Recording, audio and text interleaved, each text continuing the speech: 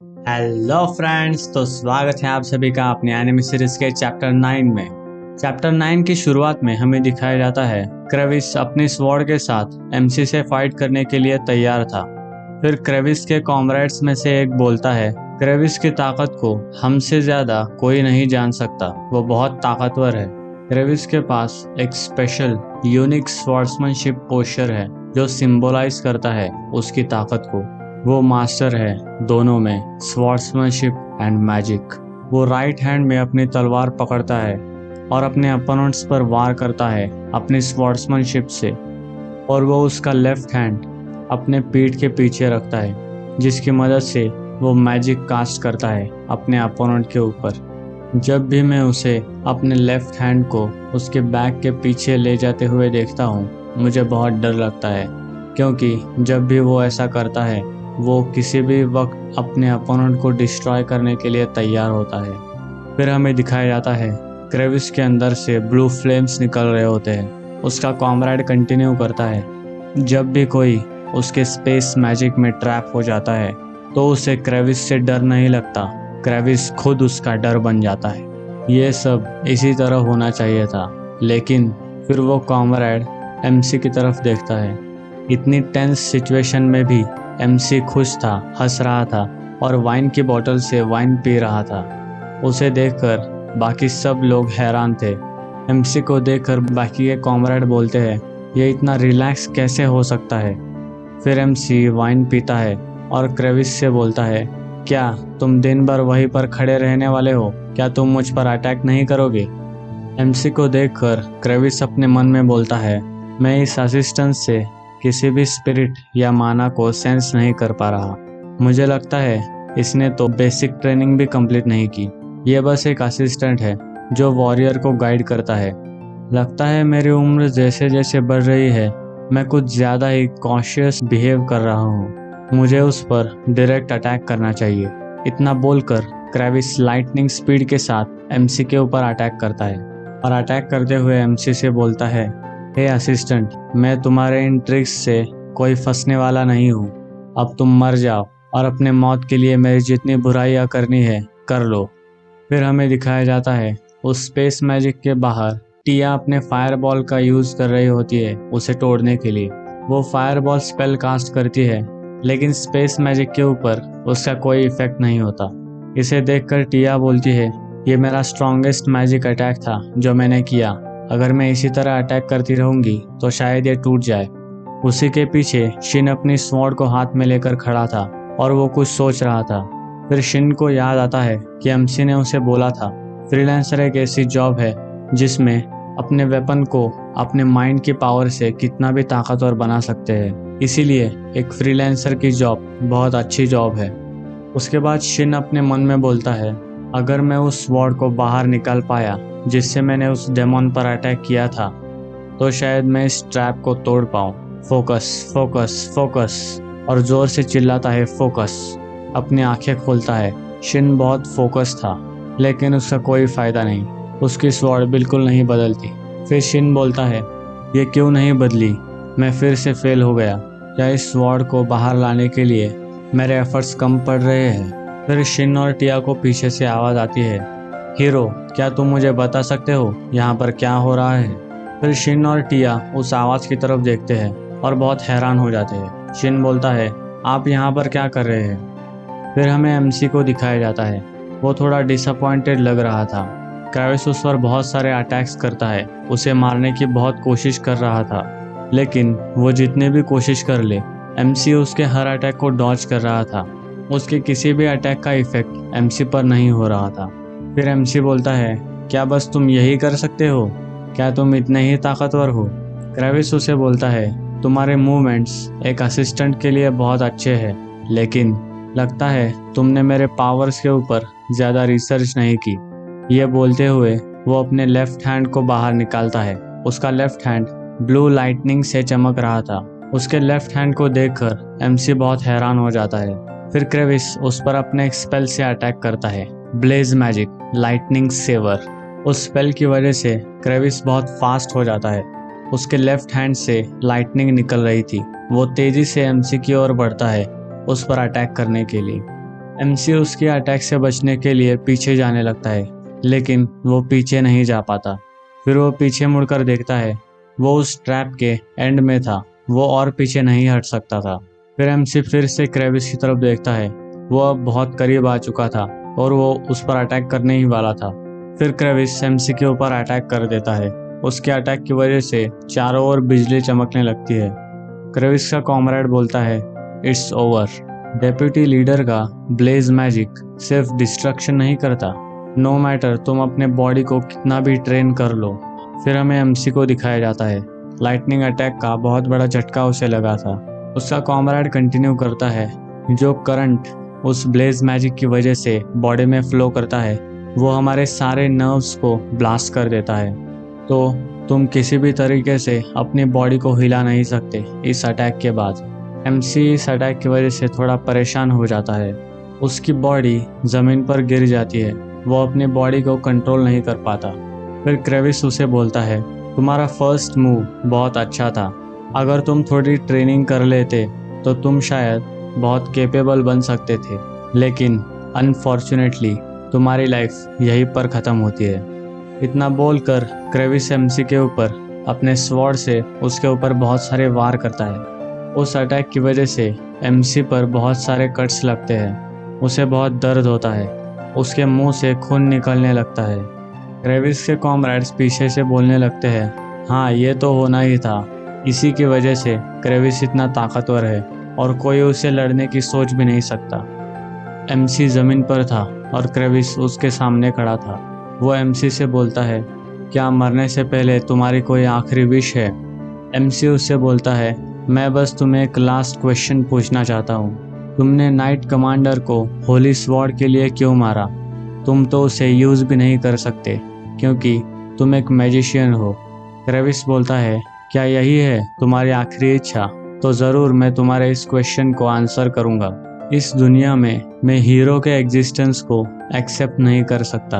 एक हीरो जो किसी और दुनिया से यहाँ पर समन किया गया है, जो इस दुनिया से वापस चला जाएगा डेविल को मारने के बाद। वो हीरो इस दुनिया में एक बहुत बड़ा सिंबल बन जाएगा जब वो डेविल को ख़त्म कर देगा।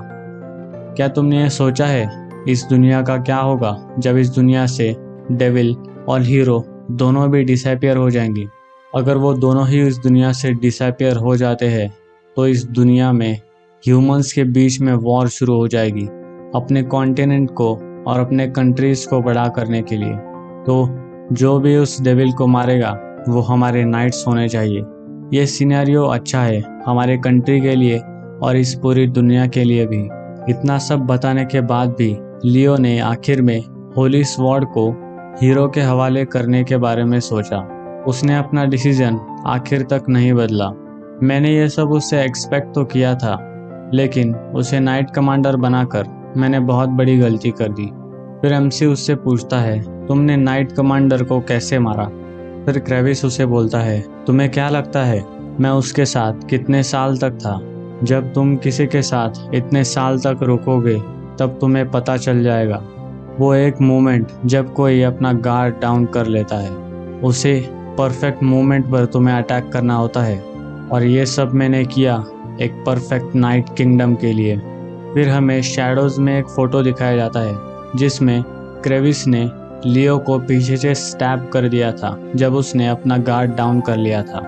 ये सब बोलते हुए क्रेविस अपनी स्वॉर्ड को उठा लेता है और अटैक करने के लिए तैयार हो जाता है। वो बोलता है, मैं हर किसी को डिस्ट्रॉय कर दूंगा जो मेरे इस सपने के बीच में आएगा।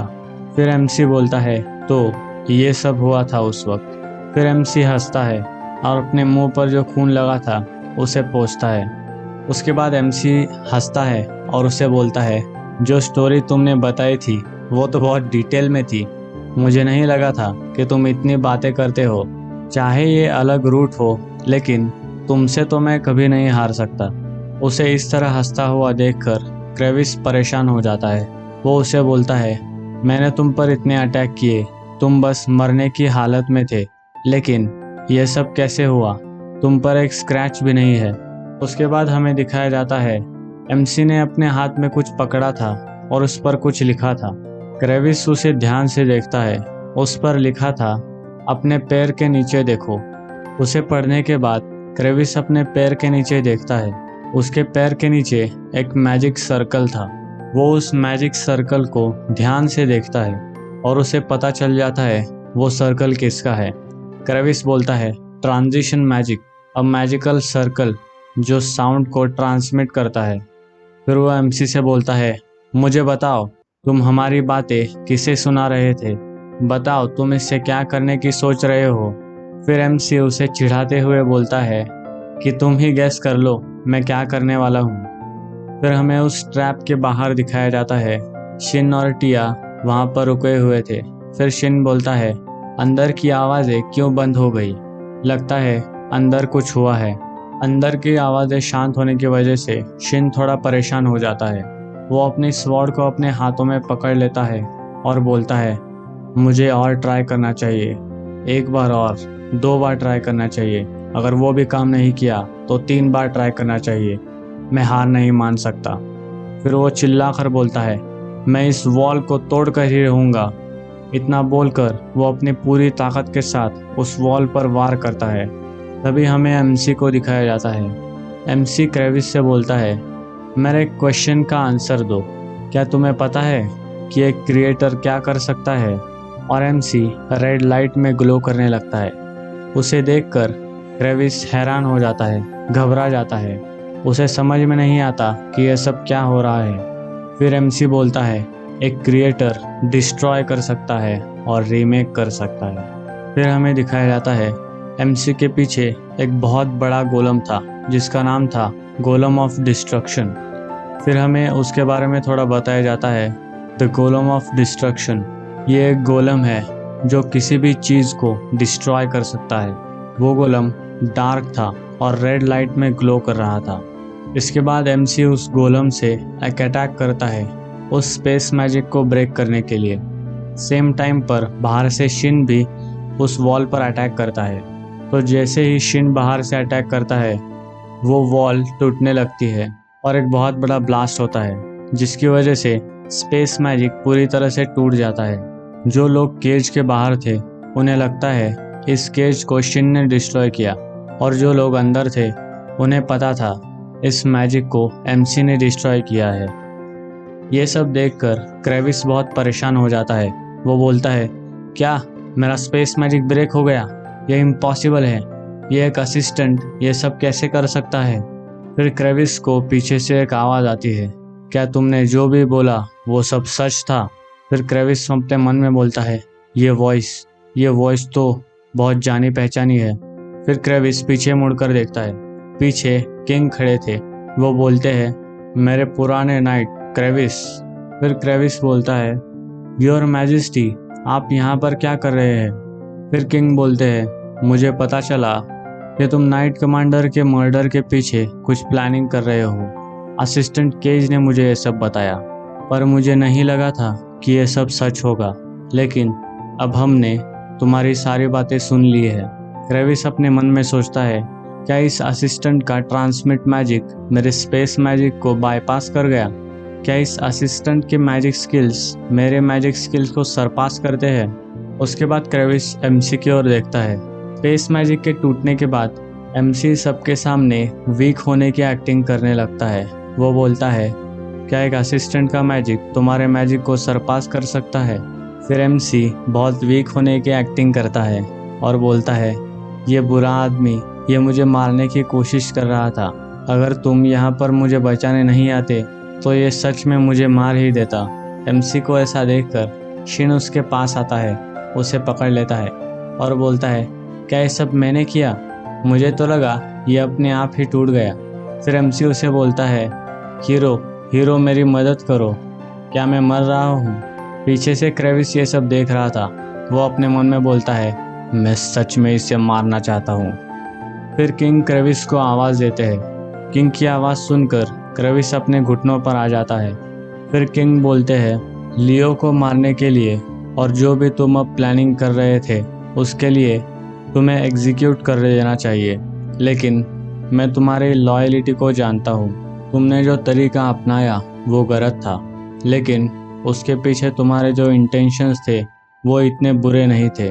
चिंता मत करो, तुम्हारे जो भी इंटेंशंस थे उन्हें मैं पूरा करूंगा, लेकिन तुम एक क्रिमिनल हो क्रेविस। फिर किंग शिनियोबी को अपने पास बुलाते हैं और बोलते हैं, हीरो शिनियोबी, तुम क्रेविस के साथ फाइट करो और तुम में से जो भी जीतेगा वो होली स्वॉर्ड का मास्टर बनेगा। ये सुनकर क्रेविस और शिन एक दूसरे की तरफ देखने लगते हैं। क्रेविस को पूरा कॉन्फिडेंस था कि वही जीतेगा। तो दोस्तों, क्या लगता है आपको, क्रेविस जीतेगा या शिन? आगे की स्टोरी जानने के लिए इस वीडियो को लाइक करो, मेरे चैनल को सब्सक्राइब करो और मिलते हैं अगले चैप्टर के साथ।